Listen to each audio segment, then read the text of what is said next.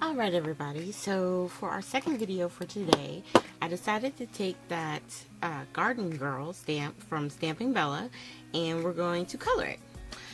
Now, what I have done is I've put in a 5.5 by 4 1/4 sheet of paper and I'm placing the stamp where I want it to be on our card front. And once I got it lined up, I'm going to just press down the top so that way it's on our Misty. And I'm using my favorite thing, hybrid ink. And on this one, I did stamp it twice because I wanted my black ink to be a little bit, more crisp. And then we're just going to set it aside. Now, I used the hybrid because I wasn't sure if I was going to use markers or not. But I decided to go with color pencil, not color pencil. You call them color pencils. They're watercolor pencils. Watercolor pencils you can move around with water. Regular color pencils, it's more wax based, so water's not going to move a thing with those. So make sure they're watercolor, okay? So what I'm doing is I'm laying down the color, and then instead of using a regular paintbrush, I decided to use my clear Wink of Stella to move the color around, okay? And you can see here, it moves it very easily because of the fact that it is a watercolor pencil. And everywhere where you want it the darkest, that's where you lay down your color. And then you take the brush and you pull the color out from it. Alright, and while this is going, I'm going to let you guys just watch the coloring. Trying to show you up close so you can see the natural sparkle. And I will see you guys in a few moments.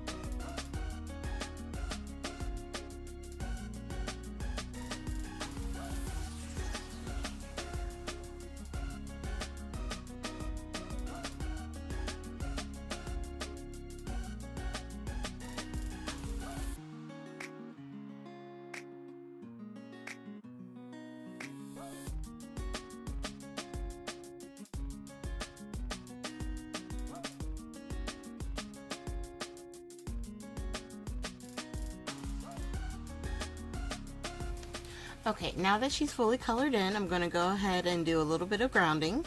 And all I did was take the black Inktense pencil, and once I laid it down, I'm going to use the same glitter pen, the Wink of Stella, to blend out the color that we laid down.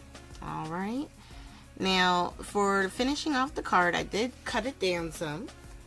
And I just wanted to attach this black and white. It's almost like a stripe. It's part of like a chevron decorative paper that I had. I just cut a small strip of it, so that way it only looks like it's just one stripe instead of it actually being that particular pattern. So once I had the black and white strip on the side, I attached it to a piece of vellum that measures to the 4 1/4 by 5 1/2 for the front of the card. And then once I got it attached, I realized that there were a few smudges that were on the front, and it was just from me turning over the page and trying to put the glue and stuff on. So I created a thank you sentiment, and I realized the best thing to cover it up was going to be my sequins, which allowed me to get back into those for a moment.